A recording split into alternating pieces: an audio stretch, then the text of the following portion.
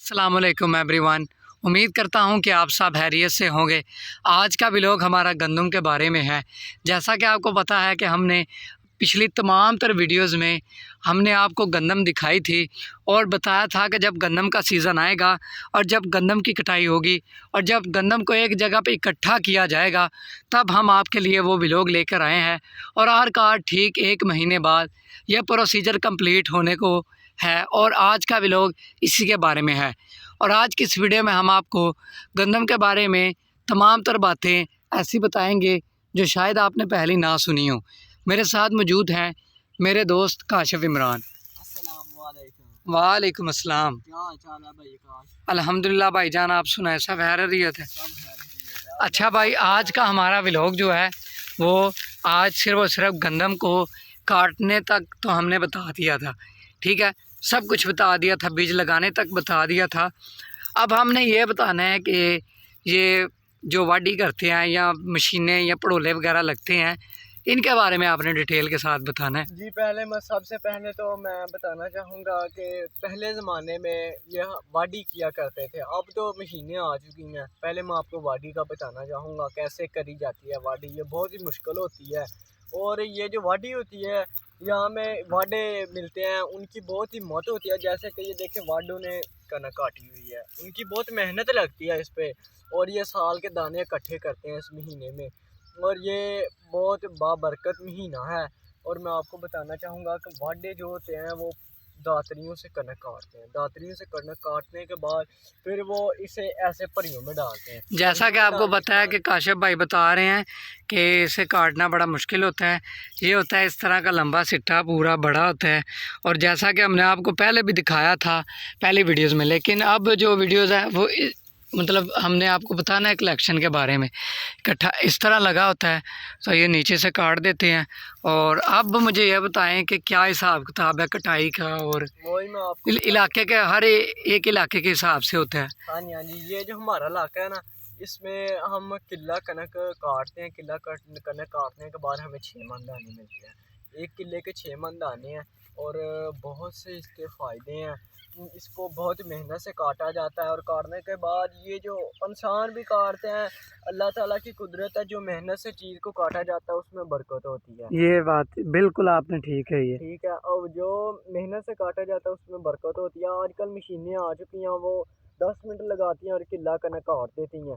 तो एक राइपर अच्छा, होता मुझे है। ये बताएं काशिफ कि मशीन से नुकसान होता है या हाथ की कटाई से, जो हाथ से वाडे काटते हैं उससे नुकसान होता है?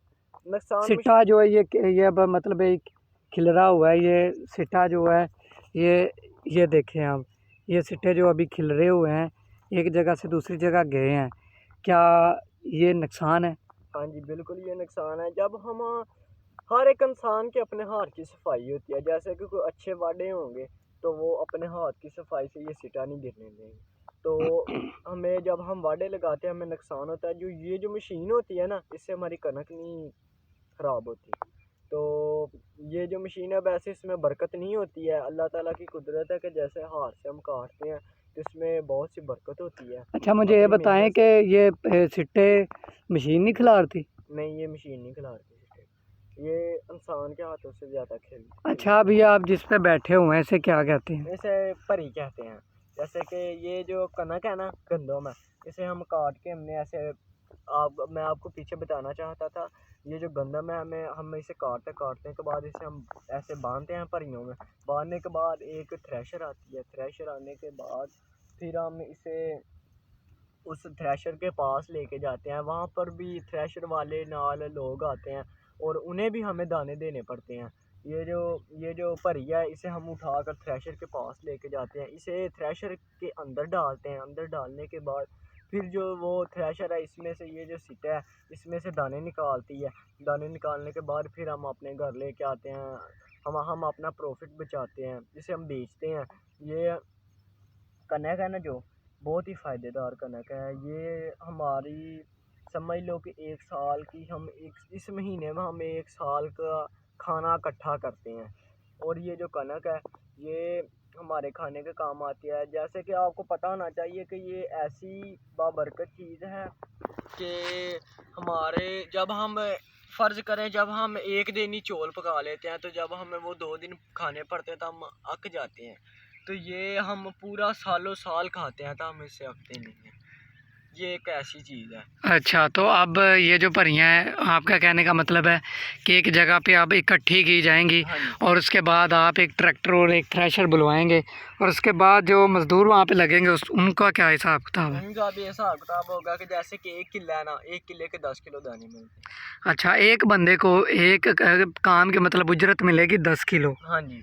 तो जितने भी बंदे होंगे उनको 10 किलो 1 किले के मिलेंगे। जैसे जितने ज़्यादा किले होंगे वैसे ही दाने ज़्यादा होंगे।